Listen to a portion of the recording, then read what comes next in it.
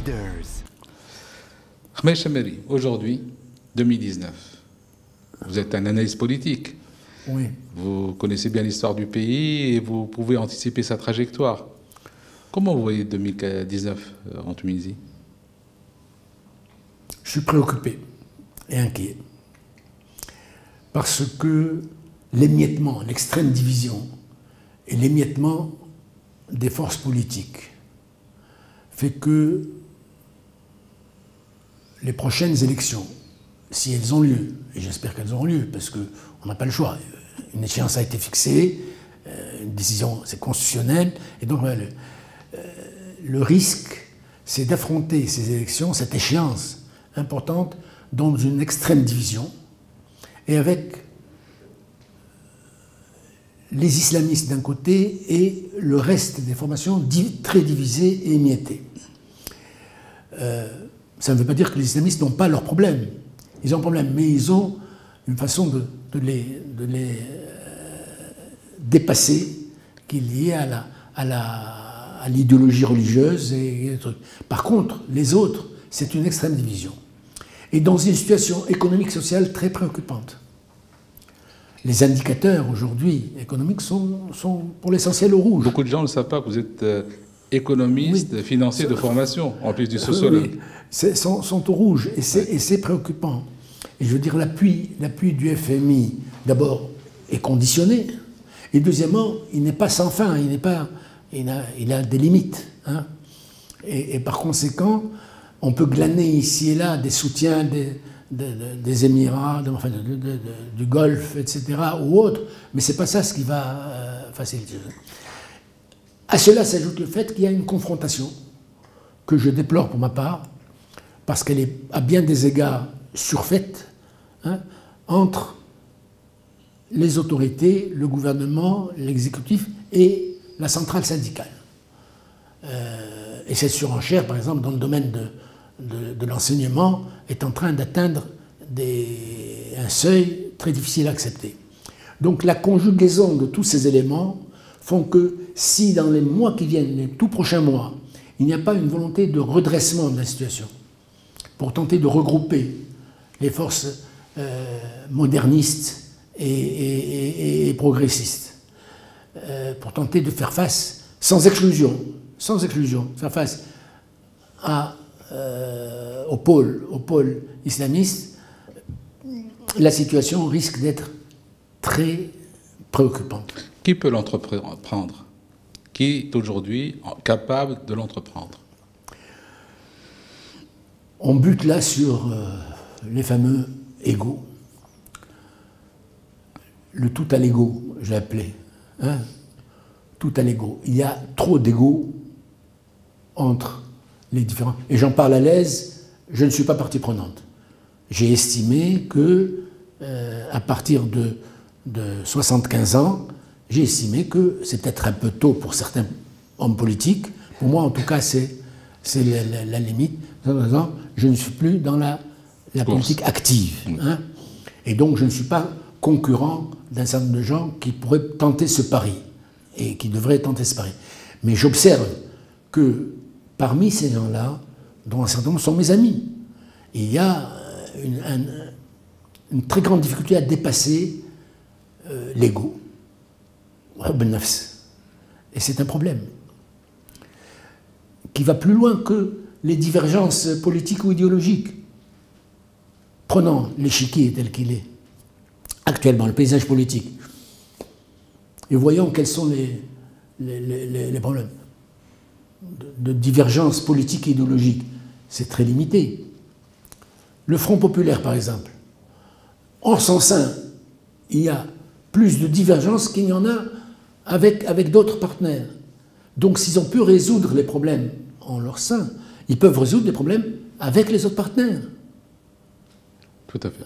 Voilà. Est-ce que la gauche a encore sa place en Tunisie et un rôle à jouer? Moi, je veux dire que le problème de la gauche, c'est que sentimentalement, hein, moi je me sens... Une nostalgie de gauche. Une nostalgie de la gauche. Mais traduit en termes politiques, ici et maintenant, d'aujourd'hui. c'est le respect des libertés et des droits de l'homme. Ça, c'est un élément essentiel, et seuls des gens de gauche pourraient mettre en avant de façon crédible, un jour ou l'autre, cette revendication. Hein.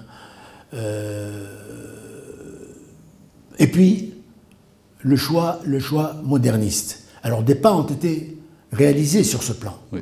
Je veux dire que, entre autres, mais il n'y a pas que ça, mais la loi sur l'égalité successorale, oui, et sur le débat sur le colib, oui, moi je ne minimise pas la chose, j'estime que c'est important.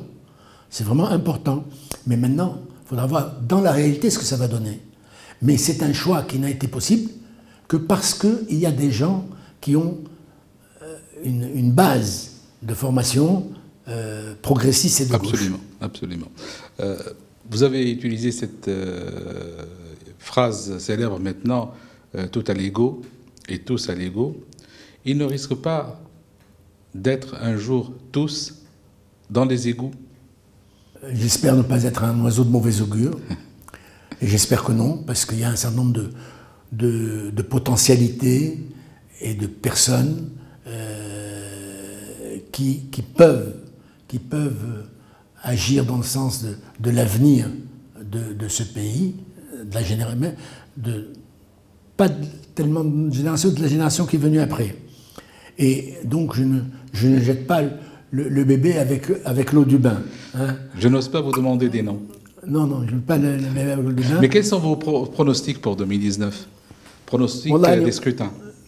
Non, je ne suis pas fan de pronostic, ça va dépendre de l'évolution des choses.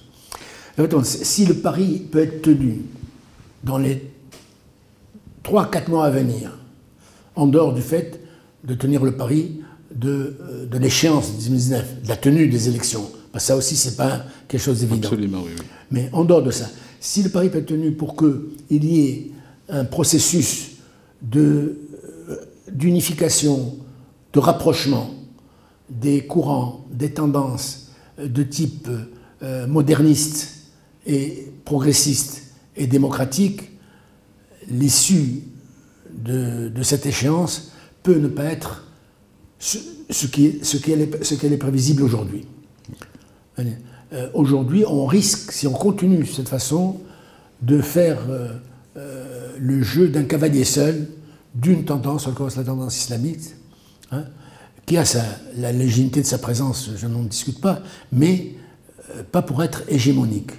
Or, on risque d'aller dans ce sens-là. Si vous devez former un vœu pour les Tunisiens et pour la Tunisie en 2019, que diriez-vous? Que la Tunisie, ses dirigeants de tous bords, aient la sagesse de se dire qu'au point actuel, hein, du coût de la vie, de dégringolade du pouvoir d'achat, d'endettement, de la précarité et de la pauvreté qui existent n'est pas tenable et qu'on trouve les moyens de faire face à ça. Hein, c'est le vœu le plus cher. En même temps, et c'est un pari qui n'est pas facile à tenir, en même temps, de faire en sorte que le principe et les décisions concernant les libertés, les objectifs de liberté soient assurés. Mais c'est cet équilibre qu'il s'agit de trouver. Parce que à quoi sert-il, à la limite, et je vous fais l'avocat du diable, d'avoir des libertés mises en avant sur le plan formel quand il y a la situation que je viens de dire au niveau des campagnes tunisiennes, des zones déshéritées, etc. Ça ne sert à rien. Donc, vraiment, à mon sens, il faudrait que les partis politiques, les syndicalistes, j'insiste là-dessus, aient la sagesse de se dire que l'intérêt du pays suppose on donne la priorité à ces objectifs-là. Meilleurs vœux, c'est Hermès, et bonnes et heureuses années. J'espère que ça va. On va continuer à tourner. Leaders.